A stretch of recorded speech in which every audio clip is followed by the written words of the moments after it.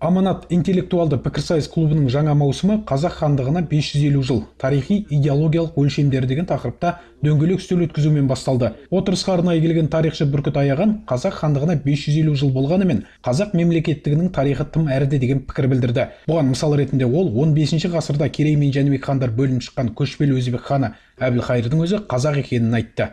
Жәнібек пен Керей Әбілқайырдың жақын туыстары болған. Ал Әбілқайырдың несі немерелері, мысалы Мұхаммед пен Махмұд деген бар. Олар Қасым ханның туған бөлелері. Олар өте жақын туыс. Ал Әбілқайырдың өзі, мысалы, оның туған жері Түркістан.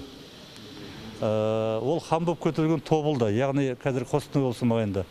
Ол өмір бойы осы мына Ұлытауда тұрған адам. Сол біз оны ол бір басқа ұлттың адамы, басқа бір жан деп қараймыз. Шын мәнінде ол да қазақ. Аманат интеллектуалды пікірсайыс клубының жетекшісі Жарқын Түсіпбекұлы тарихшының пікірін қолдайды. Ол қазақ хандығы мен мемлекетінің қалыптасуын шатастырмас үшін жұртшылық арасында насихат жұмыстарын кеңінен жүргізу керек деп санайды. Бұл жерде екі мәселе. Бірінші, Камал Бұрханов жақсы айтып өтті.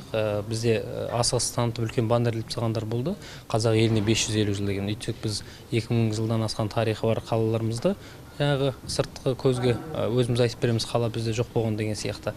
Екінші, біздің қазақ елдігімізге емес, қазақ хандығына 550 жыл екенін қадап айтуымыз керек. Осылайша жиынға келген депутаттар, тарихшылар мен журналистер келер жылы республика деңгейінде аталып өткелі отырған тойды насихаттауға қатысты ойларын ортаға салды. Ал пікірсайыс клубтың мүшелері бұл бағыттағы жұмысты бұдан әрі жалғастыратын болып келісті. Өркен Жайымерген, Виктор Гуц, Қазақ Ньюс, Астана.